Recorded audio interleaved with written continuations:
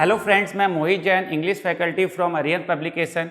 आज मैं आपको कराऊंगा 12th क्लास का इंग्लिश सैम्पल पेपर जो रिसेंटली सीबीएसई ने लॉन्च किया है। उसके सभी एमसीक्यूज़ के आंसर बताऊंगा और अभी तक आपने उस क्वेश्चंस को देख लिया होगा तो आप अपने आंसर से उससे मैच कीजिएगा। तो वन बाय वन हम सभी क्वेश्चंस यहाँ पर करेंगे, 60 के 60 क्वेश्चंस का आंसर करेंगे। हालांकि आपको 60 के 60 क्वेश्चंस एग्जाम में नहीं करने हैं, 50 ही करने हैं, मगर मैं आपको यहाँ पर 60 के 60 क्वेश्चंस के आंसर बताऊँगा। तो दोस्तों, आपको तो सिर्फ एक ही चीज़ करनी है, ये वीडियो एंड तक देखनी है ताकि आपके सारे डाउट्स एंड तक जाते जाते क्लियर हो जाए। तो दोस्तों, सबसे पहले हम पढ़ते हैं जनरल इंस्ट्रक्शंस, क्योंकि हम बहुत ज़्यादा एक्साइटेड होते हैं एग्जाम में और जल्दबाजी में जनरल इंस्ट्रक्शंस को नहीं पढ़ते हैं। फिर क्या होता है, 18 में से मीन्स 18 में से हमें 14 करने होते हैं और हम 18 के 18 कर देते हैं और वो गलती हो जाती है। तो चलिए देखते हैं जनरल इंस्ट्रक्शंस क्या कहते हैं।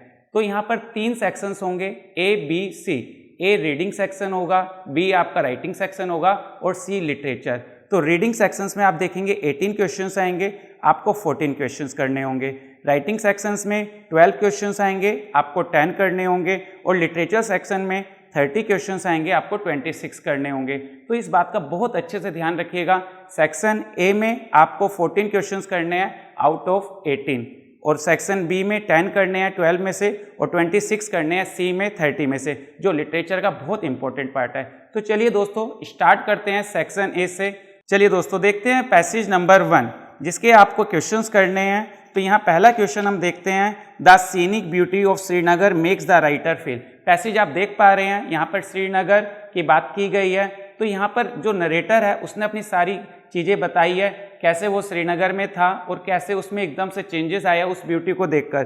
तो जब सीनिक ब्यूटी थी श्रीनगर की तो राइटर को कैसा फील हुआ, ओ स्ट्रक हुआ, नोस्टाल्जिक हुआ, चीयरफुल हुआ या कंफ्यूज हुआ। तो यहाँ पर आप देखेंगे वो नोस्टाल्जिक हो गया था, उसे अपने घर की याद आ गई थी, वहाँ की माउंटेन्स देखकर, वहाँ की सीनिक ब्यूटी देखकर, क्योंकि उसके जो होमलैंड था वहाँ पर भी ब्यूटी सेम होती थी। इस वजह से सबसे पहली चीज़ जो उसके साथ हुई, उसके साथ नोस्टाल्जिक हुआ। तो इसका ऑप्शन है बी। आप सेकंड क्वेश्चन देख सकते हैं, a collection is a group of words that often occur together. तो यहाँ पर एक आपको लाइन अंडरलाइन कर एक सेंटेंस दिया गया, क्लाउडेड इन एनोनिमिटी। यहाँ पर इसका जो मीनिंग होगा वो होगा डाउट। तो A B C D 4 option में यहाँ आप ऑप्शन लगाएंगे सी, जिसका आंसर होगा डाउट। आप थर्ड ऑप्शन देख सकते हैं, थर्ड क्वेश्चन देख सकते हैं, उसमें ऑप्शन है डी। यहाँ देखिएगा, father are you sure that your plan would work. Writer कहता है आई कैंट से, आई एम श्योर। मैं नहीं कह सकता कि मैं श्योर हूं, बट मैं इतना कह सकता हूं कि मुझे अपने ऊपर विश्वास है। Nothing venture nothing win. और वो अपने फादर को समझाता है, जब तक आप कुछ रिस्क नहीं लेंगे तो आप कुछ जीत भी नहीं पाएंगे। तो ये क्लियर करता है राइटर अपने फादर को। तो यहाँ पर आप ऑप्शन डी लगाएंगे। सी, बी या ए के यहाँ होने के कोई चांसेस नहीं है, क्योंकि well begun is half done. अगर आप ए ऑप्शन में देख रहे हैं तो बिगन तो अभी हुई नहीं थी, तो हाफ डन कैसे वो कह सकते हो। थिंक बिफोर यू लीप, ज़्यादा सोचेगा तो फिर काम करेगा ही नहीं, तो कॉन्ट्राडिक्शन हो जाएगा। और all's well that ends well, and तो अभी हुआ ही नहीं था, अभी तो शुरुआत चल रही थी। तो ऑप्शन 100% यहाँ पर आप देखेंगे डी होगा।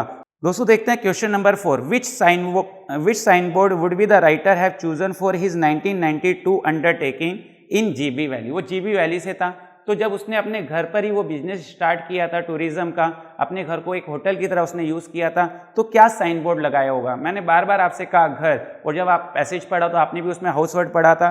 तो यहाँ आप ऑप्शन देख सकते हैं, option number 4, welcome to GB's first tourist home. तो वो जीबी में अभी तक लोगों ने टूरिस्ट प्लेस नहीं बनाया था, उसे गाँव की तरह ही ट्रीट किया जा रहा था। तो पहला घर था जिसने टूरिस्ट को वेलकम किया था, इसलिए आप यहाँ लगाएंगे ऑप्शन 4। अब अगला देखते हैं, select the option that clearly indicates the situation before and after 2008 in GB valley. GB valley में 2008 से पहले, जब तक राइटर ने स्टार्ट नहीं किया था अपना ये टूरिस्ट के लिए घर, तो जब से उससे पहले क्या था, पिक्चरेस्क लैंडस्केप्स था सिर्फ। और आफ्टर 2008 क्या हुआ, construction sites and commerce. Commerce मतलब बिजनेस स्टार्ट हो गया। तो क्लियर कट पहला ही ऑप्शन आपको आंसर मिल रहा है। अब बी में आप देख सकते हैं 2008 जीरो टूरिज्म था और स्केप्टिकल विलेजर से आफ्टर 2008 ऐसा नहीं था। अब सी में भी बिल्डिंग एंड होटल्स थे ही नहीं 2008 तक, और 2008 में सीनिक सराउंडिंग्स तो थे, मगर 2008 के बाद इन्होंने कहा zero tourism in the valley. नहीं, 2008 के बाद तो अच्छा खासा टूरिज्म था, इसलिए ऑप्शन 100% यहाँ पर ए होगा। आप अगला देख सकते हैं, what is the relationship between 1 and 2। Tourism came to a complete standstill in GB valley, tourism has been my greatest teacher. तो यहाँ 1 sets the stage for 2, option D यहाँ पर आंसर होगा क्वेश्चन नंबर 6 का। Question number 7 आप देखेंगे, the writer mentions looking for sustainable solution. Sustainable solution मतलब जो बहुत लंबे समय तक चले, एक चीज को आप डेवलप करें तो दूसरी पर उसका प्रभाव ना आए। So he refers to the need for sustainable solutions because he realises that. तो वो क्या रियलाइज करता है, ध्यान से देखिएगा। ऑप्शन सी यहाँ पर आंसर होगा, for an economic recovery to be durable and resilient, our return to business as usual and environmentally destructive investment patterns and activities must be avoided. तो ऐसी कोई भी एक्टिविटी आप ना करें जो एनवायरमेंट को डैमेज करे। तो इस बात का भी आप यहाँ पर ध्यान रखेंगे। तो क्वेश्चन नंबर 7 का ऑप्शन सी। अगला देखते हैं question number 8, select the option that least the customer review for the writers project. भाई कस्टमर का क्या रिव्यू आया होगा जब उसके घर गए होंगे, वहाँ पर वो रुके होंगे। आपको स्टार्टिंग में याद है पैसेज में आपने एक वर्ड पढ़ा था, उसने थोड़ा सा मॉडिफिकेशन अपने घर में कराया था। और उसमें क्या मॉडिफिकेशन था, उसने विंडोज़ लगवा दी थी। तो विंडोज़ लगवा दी थी तो सनलाइट उसने कहा था ताकि आ सके। तो यहाँ पर ऑप्शन बी आपको सीधा सीधा आंसर दिख रहा है, comfortable and peaceful, neat room with ample sunlight. तो एम्पल सनलाइट उन्होंने जरूर बोला होगा, प्लेजेंट एंड वार्म हाउस। तो यहाँ क्वेश्चन नंबर 8 का ऑप्शन बी आप बहुत अच्छे से याद रखेंगे। Which quote summarises the writer's feeling about the pace of growth of tourism in GB valley. यहाँ पर आप देख सकते हैं क्वेश्चन इसका देख सकते हैं आप option A, we kill all the caterpillars then complain there are no butterfly. इसका मतलब यही था कि जब घर ही नहीं थे, जब आपने उसे टूरिज्म प्लेस बनाया ही नहीं था, तो कौन वहाँ पर आएगा। तो क्वेश्चन नंबर 9 का ऑप्शन ए आप अच्छे से याद रखिएगा। अब देखते हैं question number 10, select the option that lists we can conclude from the text, people of GB valley practise sustainable tourism. दूसरा, the people of GB valley gradually embrace tourism, क्या उन्होंने टूरिज्म को अपनाया। Option number 3, tourist never revisited GB valley. और option 4, the writer was an enterprising person. तो यहाँ आप देख सकते हैं जो इसका ऑप्शन 1 है और 3 है वो दोनों गलत हैं। रिविजिट करा था और उसके बाद सस्टेनेबल टूरिज्म को वो प्रैक्टिस नहीं करते थे। तो यहाँ पर आपका आंसर हुआ ऑप्शन नंबर 2 और 4, मीन्स सी ऑप्शन इसका आंसर होगा। 2 and 4 आर ट्रू। तो ये था दोस्तों पहला पैसेज जिसके 10 के 10 क्वेश्चन आपने देखे और उनके आंसर्स भी देखे। अब आप मैच कीजिएगा आपने क्या सोचा था और आंसर क्या है। चलिए देखते हैं passage number 2। Passage number 2 internship को लेकर है, उसके भी क्वेश्चंस हम कुछ देखते हैं। आप पैसेज देख पा रहे हैं। तो यहाँ क्वेश्चन नंबर 11 देखते हैं सबसे पहले, select the correct interference with reference to the following. Over the last 5 years more companies have been actively looking for intern profiles. Means पिछले 5 सालों से ज़्यादा कंपनीज अब इंटर्न प्रोफाइल्स के लिए ढूंढ रही है। तो इसका ऑप्शन होगा C, there were lesser companies searching for intern profiles earlier. मतलब कि अगर अब ज़्यादा ढूंढ रही है तो पहले कम थी, as compare to those in the recent 5 years। अगर आप पिछले 5 साल से कंपेयर करें तो पहले इतनी कंपनीज नहीं ढूंढ रही थी। तो question number 11 option number C इसका आंसर है। तो देखते हैं question number 12, select the central idea of the paragraph likely to precede paragraph. ये पूरा का पूरा जो पैराग्राफ है ना, ये आपको इंटर्नशिप्स के बारे में बता रहा है कि इंटर्नशिप्स क्या होती है, इसकी क्या ज़रूरत होती है, इंटर्नशिप्स एजुकेशन के साथ क्यों जरूरी है, थियोरिटिकल नॉलेज के साथ। तो यहाँ ऑप्शन बी होगा, नोइंग मोर अबाउट इंटर्नशिप्स। तो ऑप्शन बी इसका करेक्ट आंसर होगा। अब देखते हैं दोस्तों question number 13, select the option that displays the true statement with reference to figure 1। तो इसका आंसर होगा D, management internship popularity is more than twice that for media. कि जो मैनेजमेंट का इंटर्नशिप है वो मोर देन ट्वाइस है media के इंटर्नशिप से। तो इसका आंसर आप याद रखेंगे क्वेश्चन नंबर 13 का डी। अब विजुअली इंपेयर्ड कैंडिडेट्स देख सकते हैं, उनके लिए क्वेश्चन जो चेंज हुआ है, the survey states that internship opportunities. इसका आंसर आप करेंगे B, can be available in MNCs, कि एमएनसीज में भी ये अवेलेबल हो सकता है। चलिए दोस्तों देखते हैं question number 14, based on your reading of paragraph 2nd and 3rd select the appropriate counter argument to the given argument. चलिए 2nd और 3rd पैराग्राफ के अकॉर्डिंग हम इस आर्ग्यूमेंट को काउंटर आर्ग्यूमेंट करते हैं। कैसे? I don't think you will be considered for an internship just because you have been the student editor and head of student council. वो कहता है मुझे नहीं लगता कि मैं आपको कंसिडर करूंगा इंटर्नशिप के लिए, क्योंकि तुमने स्टूडेंट एडिटर में काम किया रहे हो आप, और आप स्टूडेंट काउंसिल के हेड भी रहे हो। तो इस पर आप क्या कहेंगे, आप क्या बताएंगे? उसमें लिखा था कि भाई जो इंटर्नशिप है, कहीं पर आपने हेड करा है या कहीं पर आपने प्रैक्टिकली काम करा है, वो उस नॉलेज से बेहतर है। तो यहाँ आप ऑप्शन बी देखेंगे, I have real time experience in managing a team.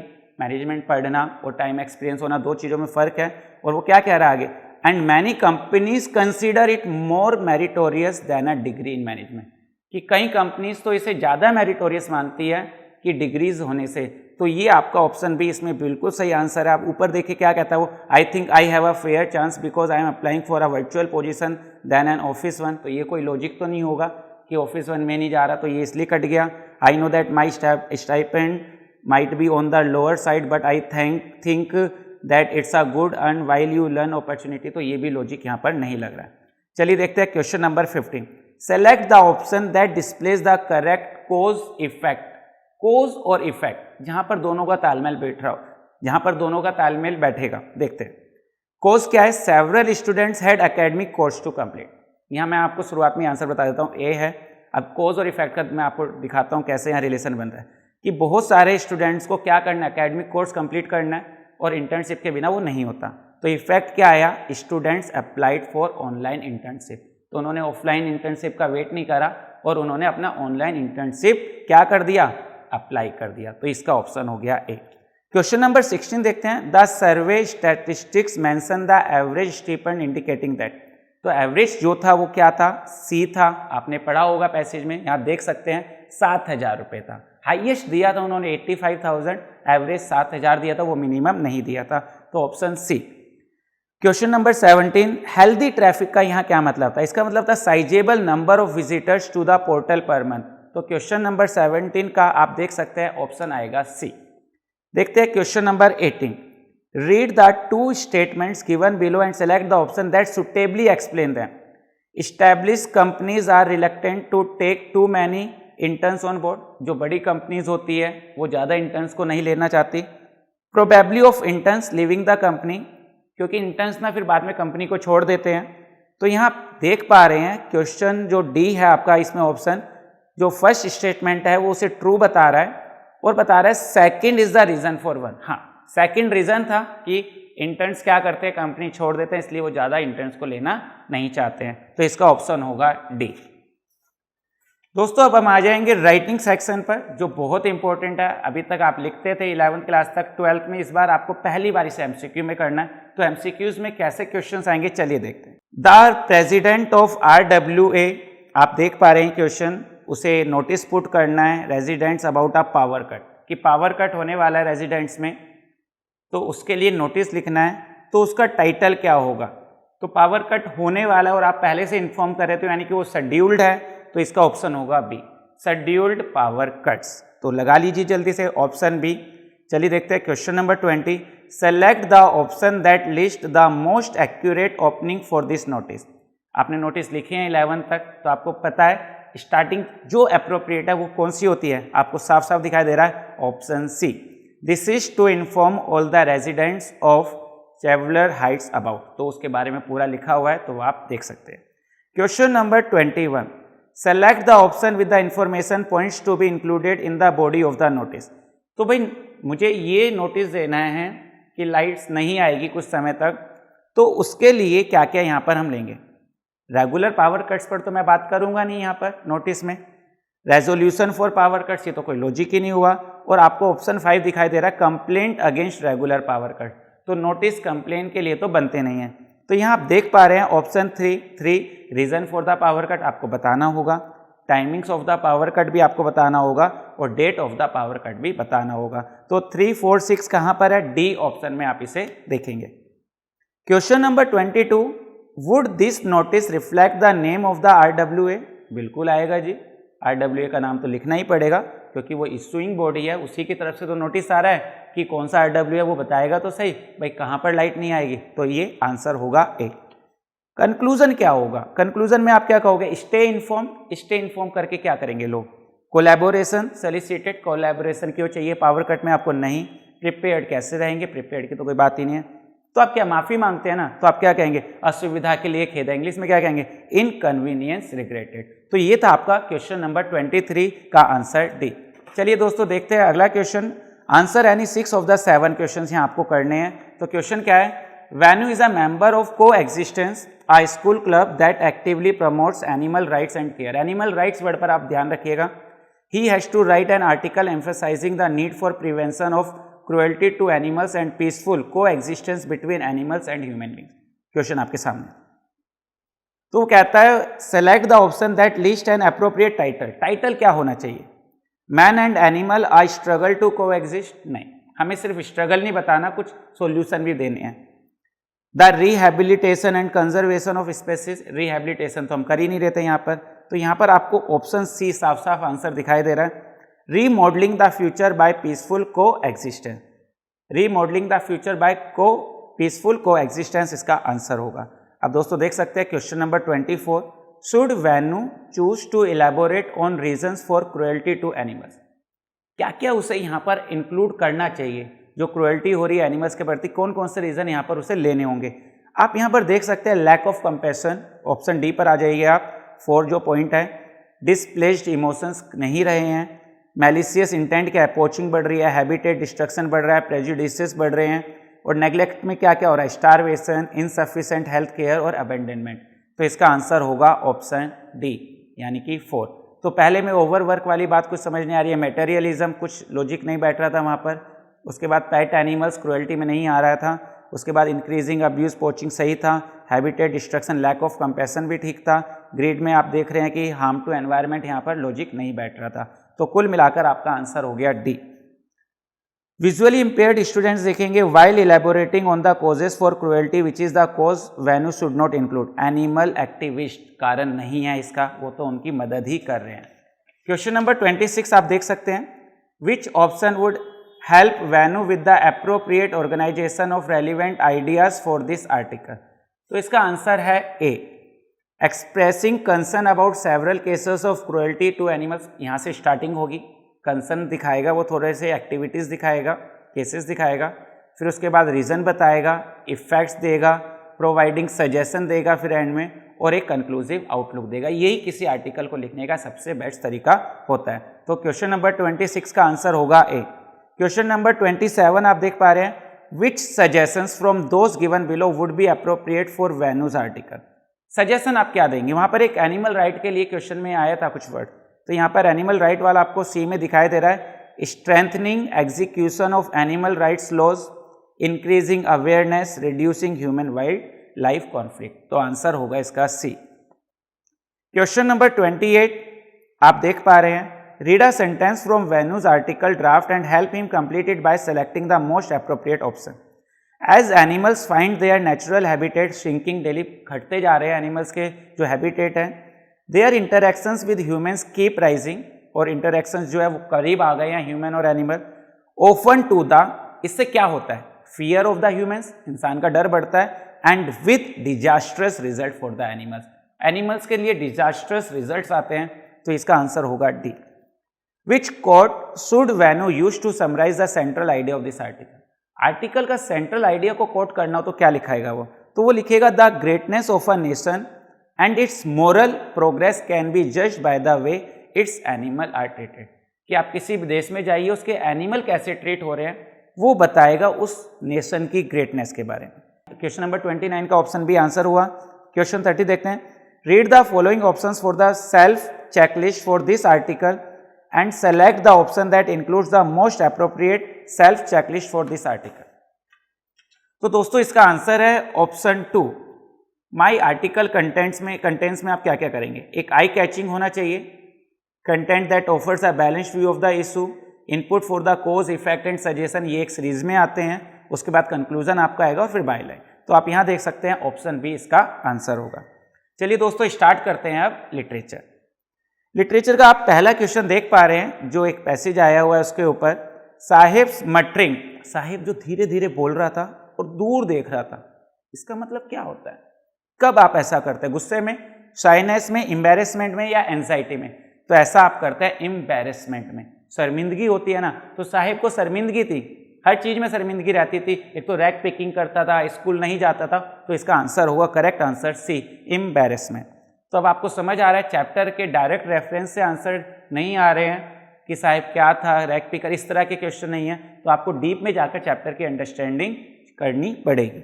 Of the 4 meanings of ग्लिबली, ग्लिबली उन्होंने बोला था ना एनिजम ने, तो उसका ग्लिबली बोलने का जो तरीका था, select the option that matches in the meaning with its uses in the extract. चलिए देखते हैं।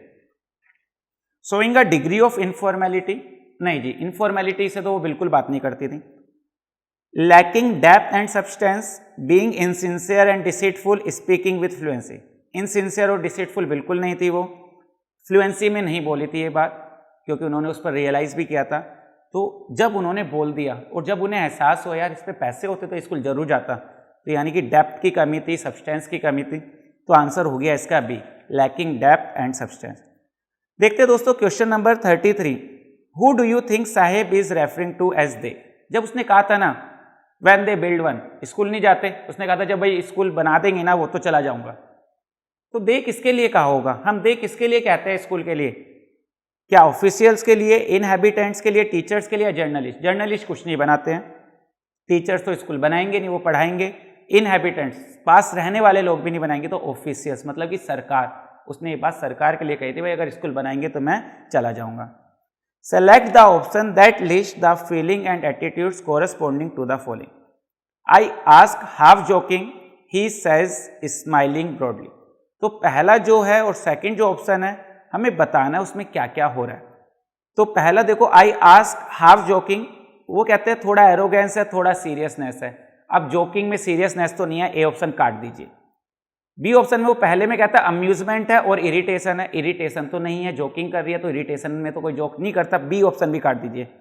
सी में वो कहता है part concern part hurt, concern हो सकता है, हर्ट तो वो हुई नहीं है, तो ये काट दीजिए। अब मुझे नहीं पता डी सही है या नहीं है, मगर ये तो पता है ना 3 गलत हैं, तो डी अब सही हो गया, मगर सही है ये भी बताता हूं मैं आपको।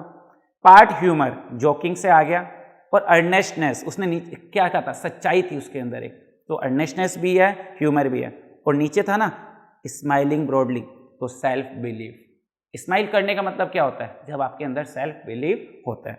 तो क्वेश्चन नंबर 34 का आंसर हो गया डी। चलिए देखते हैं question number 35। Select the option that lists reasons why sahib's world has been called black. Sahib की जो दुनिया थी ना उसे फीकी फीकी धुंधली धुंधली क्यों कहा गया, कि पेरेंटल प्रेजेंस नहीं था, ये तो नहीं हो सकता। पुअर सोशियो इकोनॉमिक कंडीशंस थी, ये तो थी। His inability to address problems, नहीं ये नहीं था। His lack of life skills तो थी। The denied opportunities of schooling, तो 2 चीजें नहीं थी वहां पर, सोशियो इकोनॉमिक कंडीशन में दिक्कत थी और स्कूलिंग नहीं दी जा रही थी। तो यहाँ पर आप देख सकते हैं सेकंड और फिफ्थ होंगे जिसने साहिब के वर्ल्ड को ब्लिक बनाया हुआ था, आंसर हो गया बी। चलिए अगला क्वेश्चन देखते हैं जो डगलस के ऊपर है, डीप वाटर से है, जिसमें डगलस को पानी से डर होता है और किस तरीके से उस डर को खत्म करता है। डगलस लेक वेंटवर्थ क्यों जाता है, आपको पता होगा स्विमिंग से आ गई थी फिर भी वो वेंटवर्थ जाता है, तो वो इसलिए जाता है, वो जानना चाहता था क्या उसका डर पूरा खत्म हो गया, सीखने के लिए नहीं गया था वो, to know for sure that he had overcome his fear of drowning in water, क्या उसका डर खत्म हो गया था या नहीं हो गया था। दोस्तों देखते हैं question number 37। Select the option that leads the correct inference based on the information in the extract. पहला ऑप्शन है Trix Island and Stamp Act Island are both located in Lake Wentworth. तो आप ऑप्शन यहाँ देख सकते हैं passage में, जब आप उसे पढ़ेंगे तो ये दोनों एक ही जगह थे, तो आंसर हमें शुरुआत में ही मिल गया, तो ए इसका ऑप्शन है। तो इसे आप देखेंगे क्वेश्चन नंबर 37 का option number A. What was the reason for the return of terror. Terror के आने का मतलब क्या था, प्रायर ड्राउनिंग एक्सपीरियंस। वो इसलिए आता था क्योंकि वो पहले डूब चुका था, तो वो एक्सपीरियंस जब वो दोबारा पानी में था तो वापस तो आना ही था डर, तो इसका आंसर है सीधा C. Douglas mention that the old sensation returned in miniature. ये मिनिएचर का क्या मतलब है, he means that he felt the familiar feeling of fear on a small scale, थोड़ा थोड़ा थोड़ा थोड़ा वापिस आ रहा था, तो बी इसका ऑप्शन होगा। अगला देखते हैं question number 40। How did Douglas handle the old sensation. वो डर को उसने कैसे हैंडल करा, भागा वो डर से नहीं, उसने डर को एड्रेस किया, उसने स्विमिंग सीखी, तो 40 का आंसर हो गया ए, एड्रेस्ड इट। चलिए अगला देखते हैं, ये आपका पोएम से एक पार्ट आ गया, an elementary school classroom in a slum से पैसेज आया है। तो यहाँ पर देख सकते हैं आप, the poet draws attention to the problem of dash while describing the boy as paper swimming. Paper जैसा स्विमिंग मतलब पेपर जितना पतला, तो मेल न्यूट्रिशन मतलब कि कुपोषित, वो लड़का इतना पतला था, तो पतले से क्या बताना चाह रहे हैं आप, इतना पतला पेपर जितना, तो यानी कि उसे खाने का ढंग से नहीं मिला है कुछ भी, तो इस वजह से मेल न्यूट्रिशन इसका आंसर होगा। 42 का आप आंसर देखिएगा। Which option has the underlined phrase that applies the poetic device used for rat's eyes. तो ये जो रेड्स आइज वर्ड यूज हुआ है इसका क्या मतलब है यहाँ पर? तो यहाँ पर ये देखो सी तो दोनों में नहीं हो सकता, वो लड़के के लिए यूज हुआ था, तो यहाँ पर आपका ऑप्शन हो गया C, he is considered the black sheep of the family. उसे फैमिली का ब्लैक शिप माना गया है, सबसे शरारती बच्चा माना गया। क्वेश्चन नंबर 43 देखते हैं। द टोल गर्ल्स हेड, जो लंबी सी लड़की थी उसका हेड डाउन हुआ था। हेड डाउन कोई बीमारी की वजह से नहीं हुआ था, किस लिए हुआ था? पॉवर्टी के बर्डन के कारण, जो रिस्पॉन्सिबिलिटी उसकी वजह से गरीब बच्चों पर आ जाती है, तो उसका हेड डाउन था। Question number 44, the literal meaning of reciting refers to delivering the lesson aloud. जब वो रिसाइटिंग वर्ड यूज हो रहा है, जब वो लेसन को डिलीवर कर रहा था अलाउड, तो इसका क्या फिगरेटिव मीनिंग है यहाँ? इसका मतलब है वो अपने फादर की जो बीमारी है ना उसे कैरी ऑन कर रहा है। उसे अगर अपने फादर से कुछ मिला है ना, जैसे इनहेरिटेड कुछ होता है, हमें किसी को प्रॉपर्टी मिलती है, उससे बीमारियाँ मिली है, तो आंसर हो गया इसका B. How does the unnoted people represent a contrast to others. ये जो अननोटेड बच्चा था पीछे, ये किसे कॉन्ट्रास्ट कर रहा है? He appears to be in a world of dreams, क्योंकि ये दुनिया सपनों की दुनिया में था, ये अलग दुनिया में था, और बच्चों की दुनिया उन्होंने पहले दिखाई थी। एक पेपर स्विमिंग बॉय था, एक हेड डाउन गर्ल थी, तो उनसे बिल्कुल कॉन्ट्रास्ट था। इसका आंसर हो गया ए। चलिए देखते हैं question number 8। He said I was unhappy. ये आपका थर्ड लेवल से आ गया कि उसने कहा कि मैं नाखुश था, डॉक्टर ने उसे बताया, तो उसकी वाइफ घबरा गई थी ना। नाखुश कैसे थे उसके पति? उसे लगा मेरे वजह से नाखुश तो नहीं है, मैंने तो कुछ गलत नहीं कर दिया। तो क्वेश्चन नंबर 46 देखते हैं। क्वेश्चन नंबर 46 देखते हैं। Why did Sam's verdict make Charlie's wife mad. कैसे वो पागल होने लगी थी? जब उसने कहा ना कि ये परेशान है, तो उसे लगा मेरे नहीं, फिर वो क्लियर करता है ना, भाई आपकी वजह से परेशान नहीं, पूरा वर्ल्ड परेशान था, वर्ल्ड वॉर ओवर हुआ था सेकंड, उस वजह से सब में इनसिक्योरिटी थी ना, तो वो एक्सप्लेन करता है। तो it seem to suggest to her that she was the cause of Charlie's unhappiness. तो ऐसा लगा था उसे कि वो तो चार्ली की अनहैप्पीनेस का कारण नहीं थी। देखते हैं 47। Sam's explanation to the reaction of Charlie's wife was clarifying innate. वो उसे क्लैरिफाई कर रहा था, नहीं भाई ऐसा नहीं है, अनहैप्पीनेस का मतलब ये नहीं है कि ये अकेला नाखुश है, वो पूरी दुनिया की बात कर रहा था। ऐसे हमने कोरोना वायरस के दौरान देखा, अगर कोई अनहैप्पी था तो बहुत लोग अनहैप्पी थे, तो पर्सनल प्रॉब्लम नहीं थी। Select the option that signifies the condition of people of the modern world. Modern world का मतलब 2021 नहीं, उस समय का मॉडर्न वर्ल्ड। तो उनकी क्या क्या समस्या थी? अनश्योर थे वो, कब क्या हो जाए, एंक्सियस थे और अफ्रेड थे, डरे हुए थे। लेजी और ऑफेंसिव ये दो वर्ड वहाँ पर यूज नहीं हुए थे उन लोगों के लिए। तो आंसर हो गया इसका D 1, 4 and 5।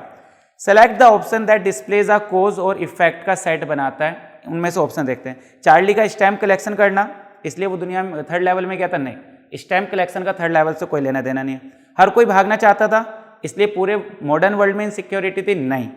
Charlie's third level में पहुंच गया, इसलिए चार्ली ने स्टैम्प? नहीं। अब देखते हैं ऑप्शन नंबर डी जो आंसर है, modern world full of insecurity. जो मॉडर्न वर्ल्ड था ना, उसमें बहुत ज़्यादा इनसिक्योरिटी थी और हर कोई उससे भागना चाहता था। तो ये सेट बिल्कुल ठीक है कॉज और इफेक्ट का। क्वेश्चन नंबर 50 देखते हैं। Why did not Charlie's grandfather need refugee from reality. Charlie के ग्रैंडफादर को भागने की जरूरत क्यों नहीं थी? वो रियलिटी से क्यों नहीं भाग रहे थे? क्या ऐसा था उस समय? इस समय वो ज़्यादा बिजी थे? नहीं।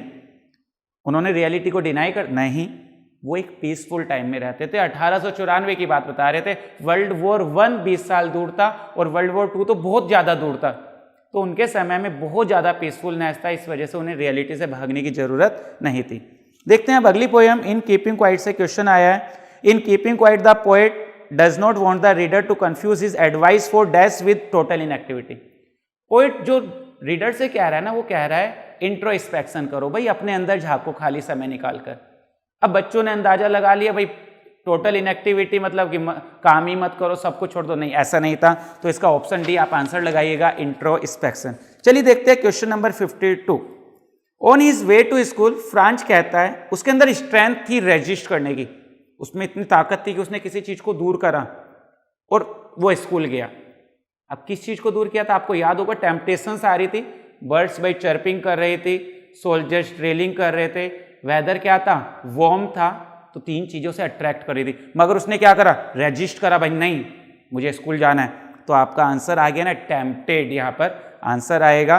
तो सीधा सीधा आंसर मैंने आपको क्लियर करा 52 का सी।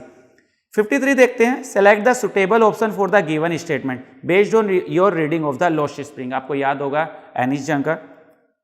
राइटर नोटिस करती है साहेब अपनी केयर फ्री लुक खो चुका है।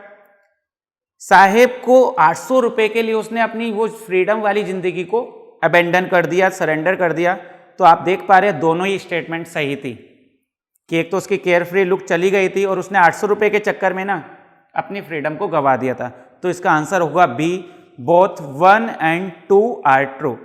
चलिए देखते हैं, select the option that lists the qualities of Douglas trainer. Douglas का ट्रेनर देखो कैसा था, अक्टूबर में उसने सिखाना शुरू करा, अप्रैल तक वो सीखा, लंबा पीरियड रहा काफी। फिर आपको याद होगा पूल के बराबर में बिठा देता था और वो पैर पैर मारता रहता था सिर्फ, और उससे ज़्यादा कुछ नहीं करता था, उससे सिर्फ किक करवाता था वो पानी में।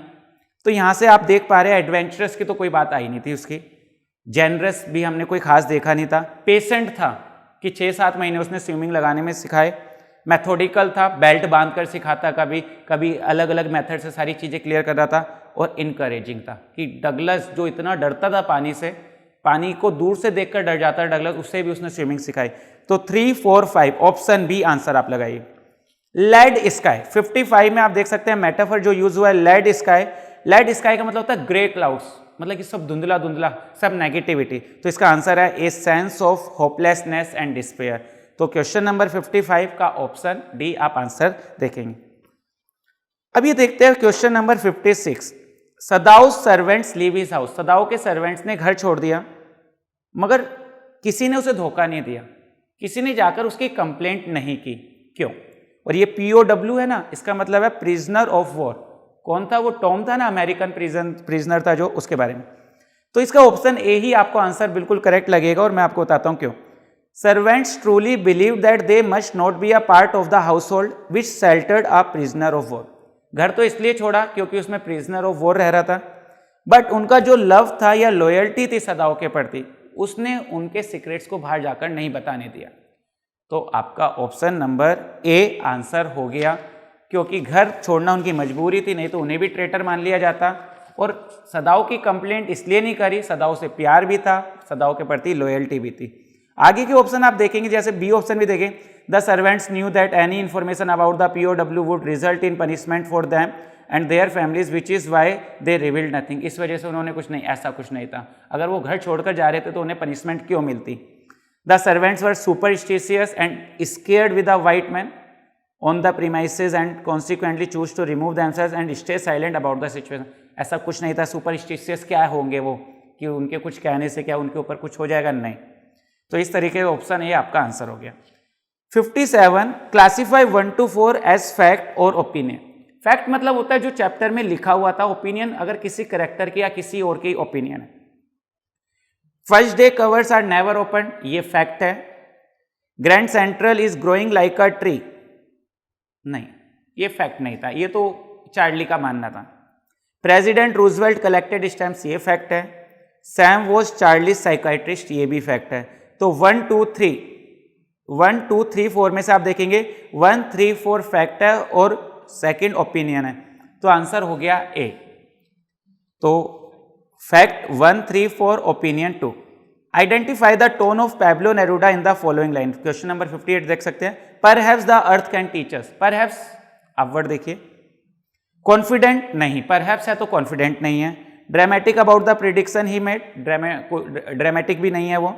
कन्विंस्ड भी नहीं है अगर परहैप्स वर्ड है।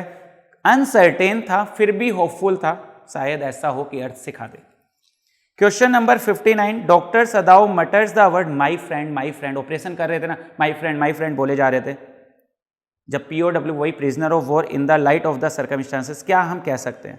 आयरोनिकल था उनका माई फ्रेंड बोलना, वहां पर आयरोनिकल था। क्यों था आयरोनिकल? क्योंकि वो उनका एनिमी था और वो उसे फ्रेंड कह रहे थे, इसलिए आयरोनिकल क्या होता? अपोजिट बोलना। The sight of young trees and merry children on the way to Kochi is dash the poet's ageing mother. Poet की माँ तो बीमार भी थी, एजिड भी थी, 66 में थी। बाहर आप उसने क्या देखा? यंग ट्रीज देखे, मैरी चिल्ड्रन, चिल्ड्रन भी यंग ही होते हैं। तो ये कॉन्ट्रास्ट हो गया, जो पोएट की माँ थी उसकी एज का और जो बाहर का दृश्य था उसमें। तो ये था क्वेश्चन नंबर 60 और इसका आंसर है बी। दोस्तों मैंने सभी MCQs के आपको आंसर्स बता दिए हैं और क्या रीजंस है वो भी आपको बताया। मगर अगर अभी भी आपको कोई डाउट है तो आप कमेंट बॉक्स में प्लीज़ वो डाउट ज़रूर लिखिएगा कि आपको वो डाउट क्यों आ रहा है, तो मैं उसका भी आंसर आपको करूँगा। क्योंकि कोई भी डाउट एग्ज़ाम में जाने से पहले होना नहीं चाहिए, ताकि एक एक नंबर वहाँ पर इंपॉर्टेंट होगा। हम तो यही चाहेंगे आपके 100 में से 100 नंबर आए। तो कोई भी अगर आपको डाउट रहे तो प्लीज़ कमेंट बॉक्स में लिखिएगा। और हाँ, अगर आप फर्दर प्रैक्टिस चाहते हैं तो हमारी बुक्स भी आ गई है मार्केट में अरिहंत पब्लिकेशन के नाम से, जिसमें बहुत सारे MCQs बेस्ड क्वेश्चंस हैं विद आंसर। तो वहाँ पर उससे प्रैक्टिस कर कर भी आप अपनी एफिशिएंसी को बढ़ा सकते हैं और नॉलेज बहुत ज़्यादा इंप्रूव होने वाली है उस बुक के साथ। बहुत स्टूडेंट्स उस बुक से प्रिपरेशन कर रहे हैं, तो आप भी जल्दी से जल्दी उस बुक को जाकर लीजिए, ताकि इस तरह के MCQs जो आज हमने स्टार्ट करें हैं और बहुत सारे करें तो एग्जाम्स में आपको कोई प्रॉब्लम आएगी ही नहीं। तो दोस्तों finally all the best for your exam. Exam से पहले भी वीडियो को जरूर देखिएगा, और हाँ, एग्जाम देकर जब आप आएंगे तो अगर आपको कोई क्वेश्चंस के डाउट होंगे तो वो कमेंट बॉक्स में आकर जरूर बताइएगा, उसके भी हम आपको आंसर करेंगे। Thank you for watching my video.